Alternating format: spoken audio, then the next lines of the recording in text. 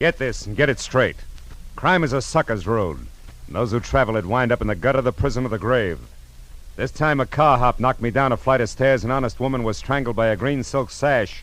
And a simpering dandy was shot to death. All because of a run-of-the-mill accident 500 miles away. It happened like this. From the pen of Raymond Chandler, outstanding author of crime fiction, comes his most famous character in The Adventures of Philip Marlowe.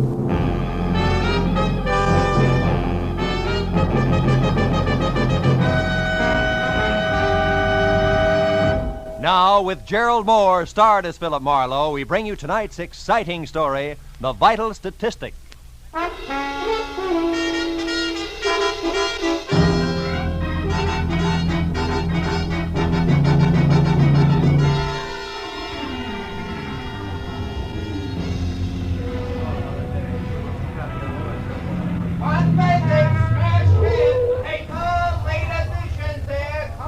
Hey, boy. Give me a paper, will you? Paper, mister? Yes, sir. What do you like? Races, comics, or classified? How about some news? Star? Here you are. Thank you. Paper! Get out of my way. Hey, take it easy. Drive away from here. Fast. Wait a minute. What is this? You've got to help me. I'm being followed. Oh, just a minute, sister. I think The you better light's green. Drive, will you? Hurry, please. Okay. She was streamlined, from close-cropped hair the color of a smoky sunset to low-heeled slippers brocaded in bronze. And in between, a dress that conformed as close and smooth as lacquer on a Chinese vase. I made 4 turns in 4 blocks, then pulled into the curb and stopped. She stabbed a look at me with a pair of sharp, jaded green eyes that said life had always been nothing but a calculated risk. Then she stepped out of the car and smiled. You were a big help, brother. Thanks, and goodbye. Not just like that, baby. Come here. I don't like being left out on a limb. Now, look, you did me a favor, okay, but we drop it right here. It's trouble. You wouldn't like it. On the contrary, it's business, like keeping my own nose clean. I'm a private detective, but I didn't issue any invitation for you to jump into my car. A private detective? Yeah, who's chasing you, baby? The law? You can tell me out here on the street or inside over a drink. I'll take the drink. I need it. Oh. Maybe I need you, too. This might be a break. I'm Mrs. Terry LaBarre, and you're, Marlowe, Philip Marlowe. Who are you running from, Mrs. LaBarre? a woman in slacks. I don't know who she is or why she's following me, but every time I look back, she's there. This is the second day. Booth? Yeah, sure. Say, look, why haven't you talked it over with your local policeman? Are you working for me, private detective? It all depends. All right. I'm a merchant, Chinese silks. Not a little shop for 6% profit, but wholesale, quick, with cash at 40%. Uh-huh. So what's the point? No police. All it takes is a rumor of police, and I'll have doors closed on me from Seattle to Mexico. Good evening. May I get you something? A martini, please. Make it 2, waiter. Yes, sir. Right away. This gets us back to the woman in slacks, huh? Yeah. Here, Marlowe. 50 and 50. $100. I want you to locate that woman, find out who she is and why she's after me. Will you? Not without a few more facts. For instance, could she have some connection with your business? No. I have 2 men working with me.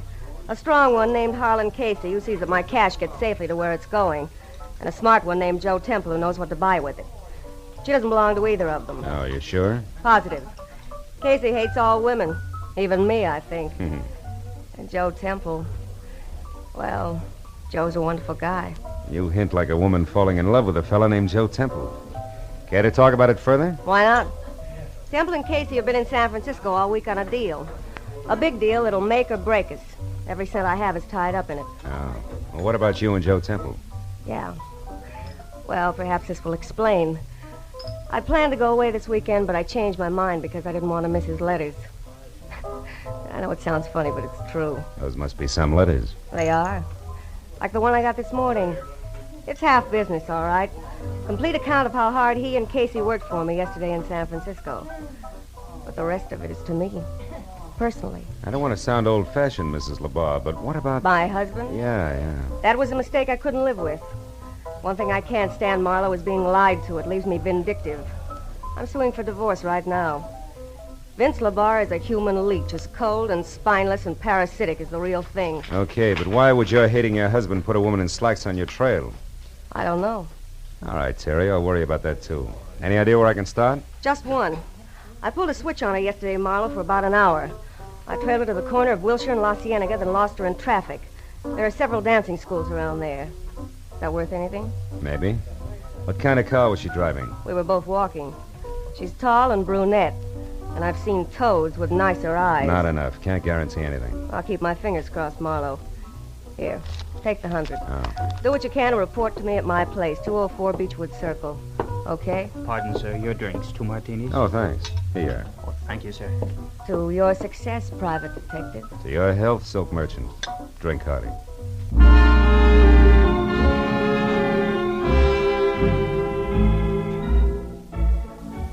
Slugging it down was no way to treat a good dry martini, but I figured it was time I was on my way.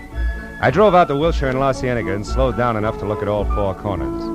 There was a drugstore with a special on garbage cans, a drive-in called Scotty's, a branch of the Bank of Los Angeles, and a flying red horse over a mobile gas station. I drove on again when I spotted a pair of black slacks going into a dancing studio a half block down. It looked like a lead. But after 2 hours of staring at knobby knees and shorts and bulging hips and bloomers, all knocking themselves out for a mythical Klieg-lighted future, I was finally convinced that it was a dead end. Now I got back into my car and headed up into the hills for Beechwood Circle in the slim hope that Terry could give me something more to go on. Her house at 204 was low and dainty and half hidden behind the tough, slender grace of a bamboo grove. The walk was guarded by a white marble lion of Korea, and the front door, when I finally found it, turned out to be a sliding panel in a wall of oriental lattice work. As the door slid open, I was looking down the barrel of a snub-nosed pistol, held very steady in the hands of a hard-eyed brunette, in a pair of black slacks. You've been looking high and low for me, haven't you, Peeper? Ever since you left that dame. I might have been. You're not the brightest character in the world, in spite of what you and your friends think. I spotted your car when she got in. It wasn't too tough to tag. Where's Terry? Sleeping off a hangover from better days. Skip the chatter. Where is she? Come on in and look. And that's no suggestion, sailor. It's an order. Move. Over there to the top of the stairs. Sure. That's a good smart boy. You're late, you know. I got what I came for, and now I'm in a hurry. Turn around. Look, sister. Shut up! And happy landing!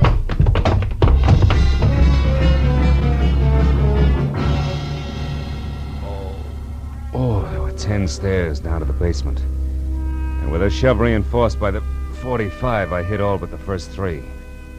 By the time I worked all the kinks out and was back upstairs again, she was gone. I started through the house, then slowly from one room to another, turning on lights as I went, looking for what I knew was going to be a very sick client. When I got as far as the study, where somebody had gone through the desk drawers with what must have been a snowplow, and I still hadn't found Terry, I got that numb feeling in my stomach. I started out a side door that opened into the patio. But then I heard a whistle from the front walk. I cut back through the house instead and waited near the door. Terry! Hey, Terry, can I come in? It's little Joe, the Frisco kid. What happened to your weekend trip, honey? Who are you? What do you want? Hiya, Temple. How do you know me? Mrs. LeBar hired me today just after she canceled the weekend. She gave me a rundown. She hired you? What do you mean? I'm a private detective named Marlowe. Why would she hire you? Because she was being followed by a brunette in slacks. She didn't like it, and that's all the information you're going to get, so relax. You say Terry isn't here?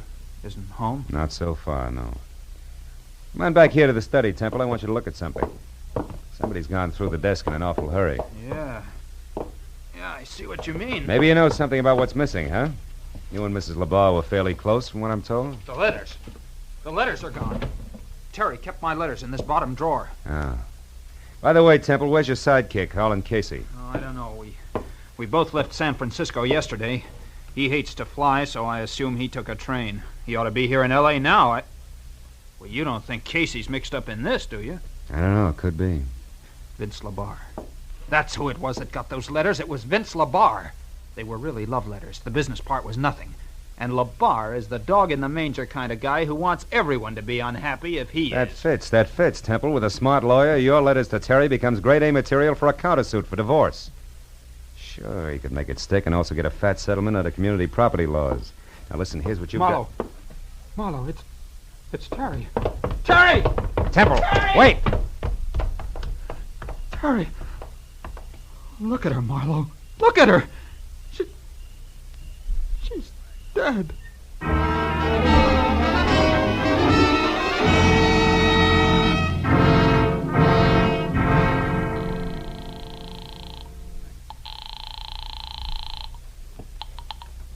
Matthews, homicide detail. Marlowe Matthews, there's a dead one out here. A woman got a pencil? Always. Go ahead, Marlowe. I'm at 204 Beechwood Circle. The woman was a client. Circle. Yeah, go on. She was strangled with a green silk sash from her lounging pajamas, Matthews, sometime within the last, I'd say, hour. Yeah. Her name was Terry LaBarre. Hey, wait, And Terry LaBarre. Wait a minute, Marlowe. Listen, we got a teletype here from a sheriff in Empire, Oregon. Come in 5 minutes ago. So? Oh, wait a minute. Yeah. Says some guy named Jess Freeman from L.A. was killed there this morning in a traffic accident. Was loaded with big dough, but doesn't look the type. The only other identification on him was a business card from one Terry LaBarre. Yeah. You got a helpful answer for that? Wait a minute. Temple, do you know anything about a man named Jess Freeman? He was killed in Oregon today in a traffic accident and had one of Terry's cards on him. Freeman? Yeah. No, I don't remember him. No dice, Matthews. Who are you talking to, Phil? Joe Temple, one of Terry LaBarre's associates. He's here. Never heard of Jess Freeman? Yeah. No, okay, Marlowe. Uh-huh. No, they said his prints to Washington. The tattoo says he was in the Navy once. They'll pin him down. Now, about out there, any idea who killed him? Yeah, maybe a brunette in slacks. I think I know where to find her. Well, that's dandy. Sit down until we get there, Marlowe. I'll be right out. Wait a minute, Lieutenant. What? Look, right now it's only a hunch, but if I move fast and quiet, I might be able to develop it into something worthwhile, okay? Okay, but keep in touch, Phil. Yeah. I still can't believe it about Terry Marlowe. Now, look. Why don't you just go home and take it easy? I'll tell Lieutenant Matthews where he can find you, huh? Thanks. 1310 Marlborough Drive. Right. Now, tell me, you know where Vince LaBarre lives? Yeah, the Laverne Apartments on Rossmore. Uh-huh. He's got a suite on the top floor, 7A. 7A. And, if it's any help, he drives a new green Nash sedan. But I thought you said that it was that brunette who... I did. And if Vince LaBarre can't lead me to the lady in long pants, I'll eat my shirt. What's more, Matthews will see to it personally.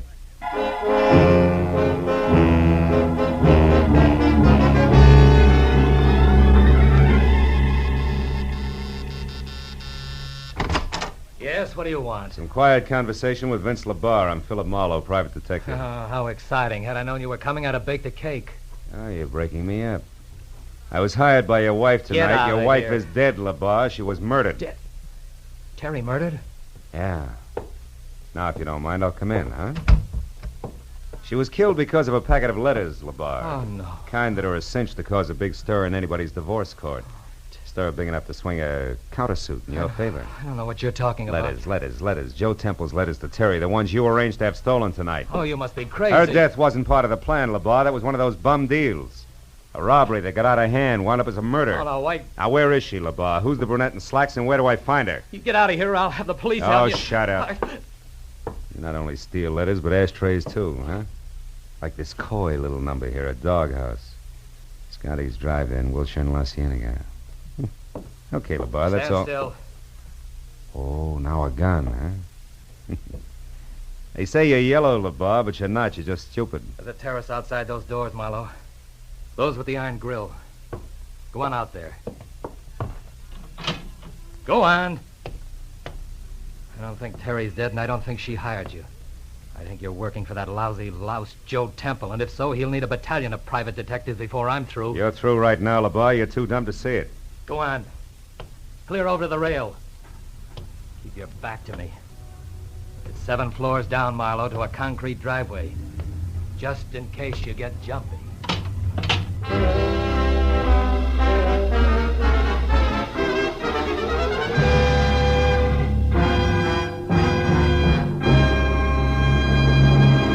In just a moment, the second act of Philip Marlowe. Now, with our star, Gerald Moore, we return to the second act of Philip Marlowe and tonight's story, The Vital Statistic. The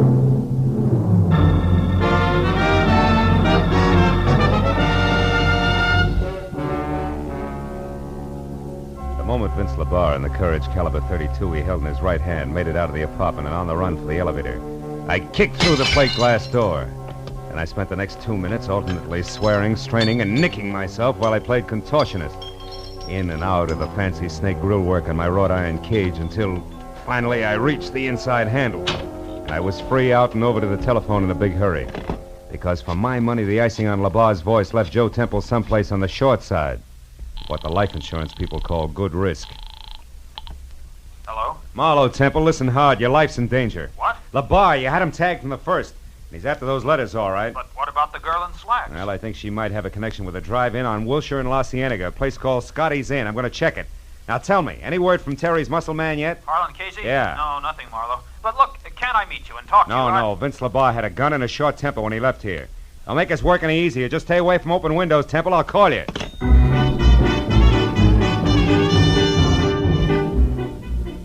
Scotty's Inn was eating on the run in the finest California tradition.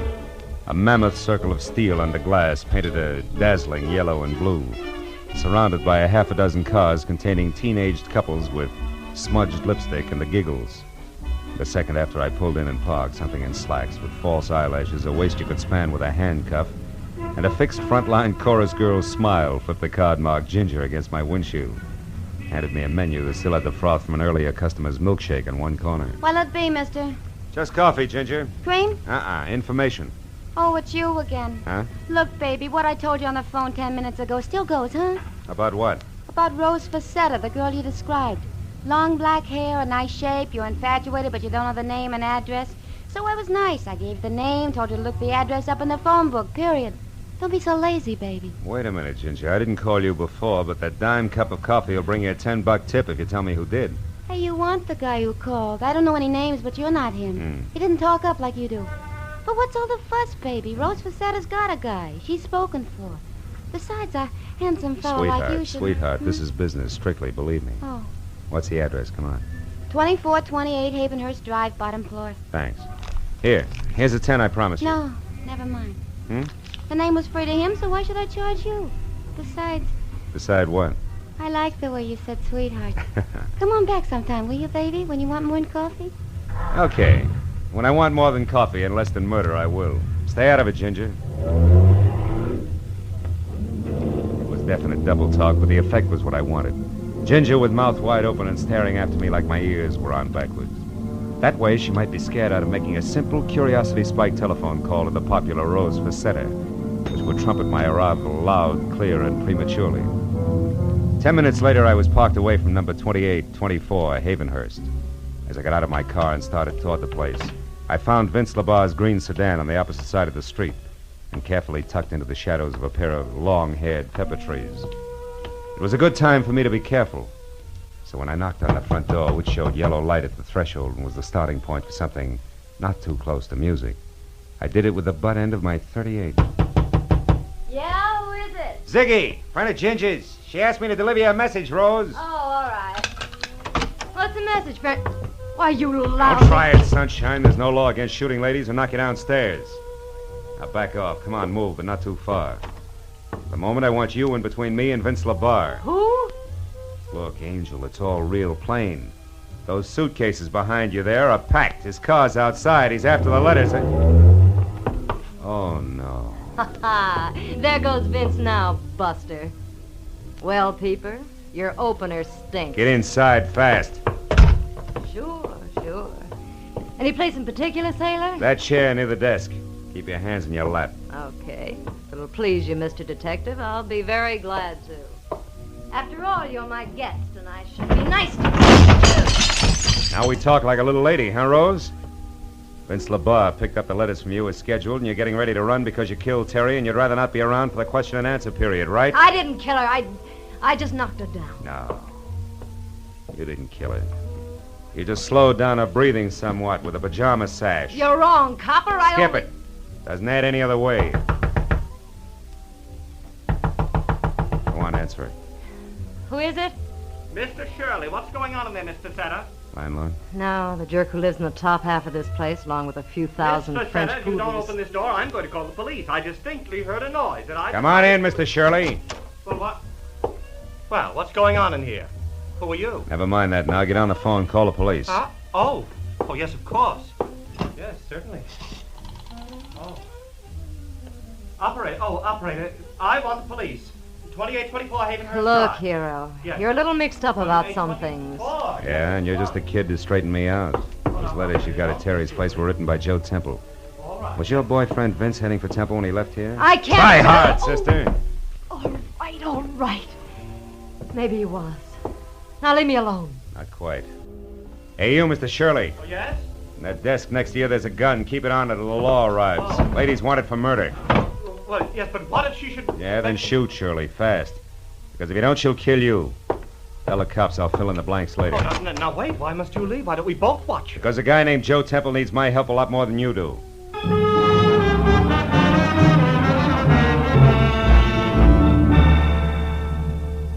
The home address Temple had given me turned out to be lights in a quiet house on a quiet street named Marlowe.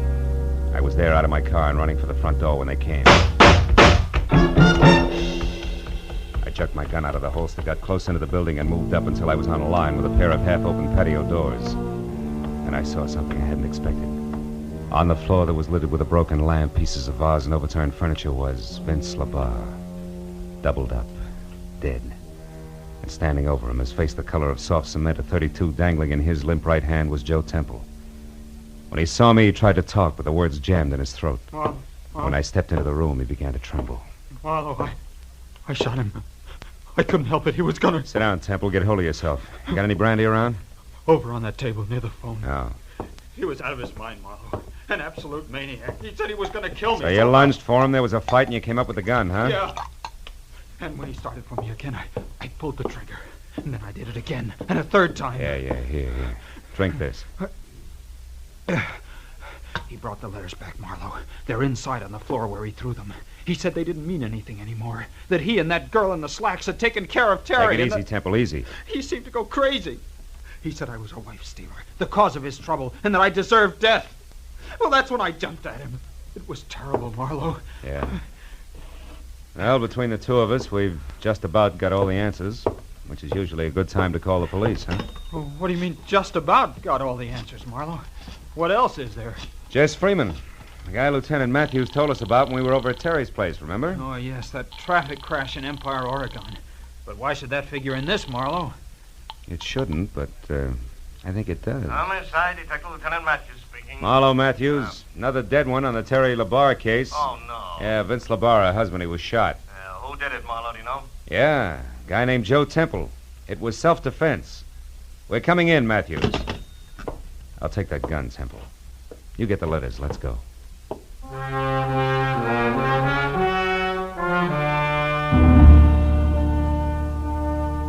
When we got into my car and started downtown, Temple was more relaxed. And he talked easily until we passed Vince LaBarre's sparkling green sedan parked a block away. Once again, close into the shadows, and once again, empty. Real empty.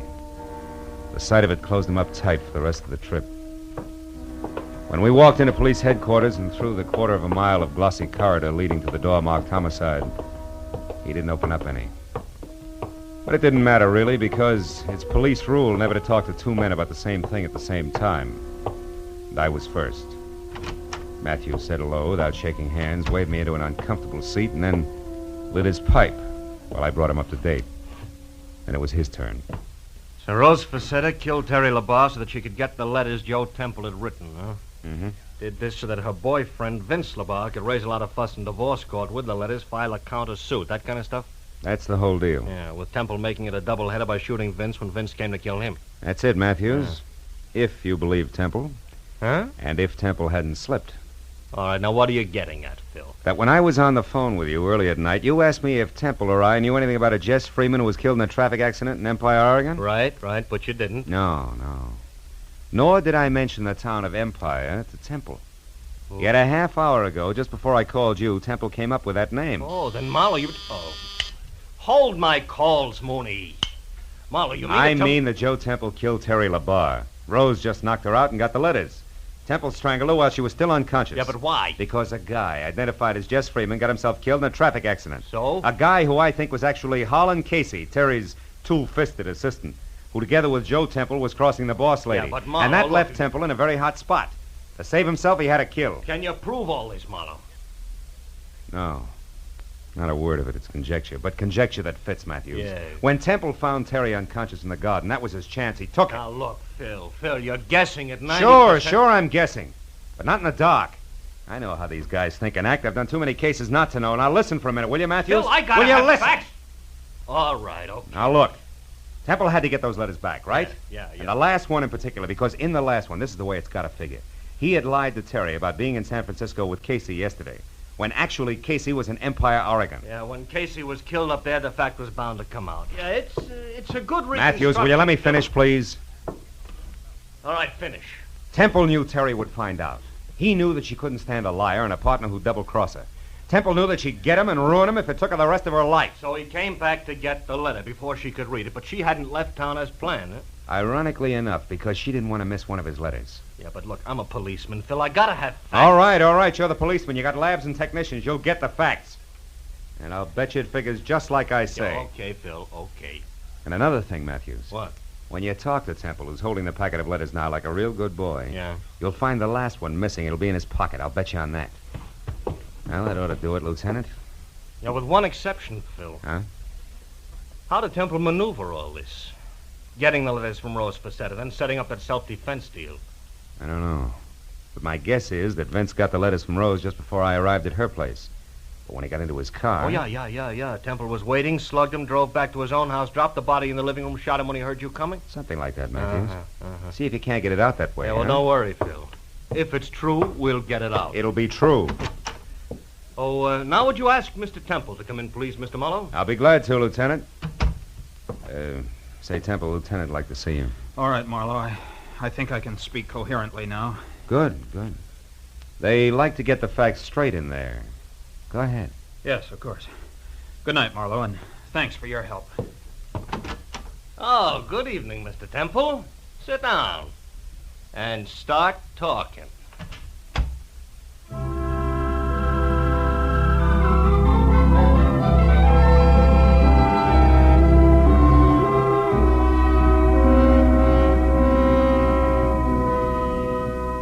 When I got into my car, the new day was starting to push the black out of the sky. And the early morning air smelled fresh and cool and clean. Yeah, the whole night had been confused and complicated. But I knew that by the time Matthews had finished with Temple, there'd be no questions left unanswered. That would be great, wouldn't it? If everything could be that way. No questions left unanswered.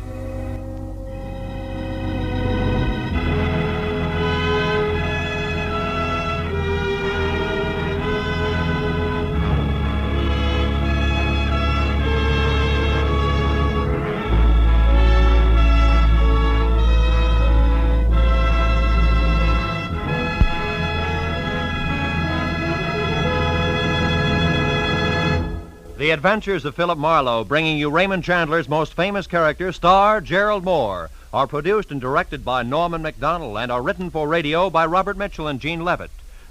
Featured in the cast were Charlotte Lawrence, Elliott Reed, Doris Singleton, Georgia Ellis, Bill Lally, and Hugh Thomas. Detective Lieutenant Matthews is played by Larry Dobkin. The special music is composed and conducted by Richard Arant. Be sure and be with us again next week.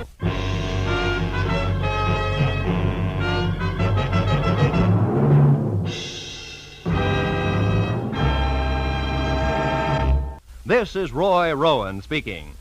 The Columbia Broadcasting System.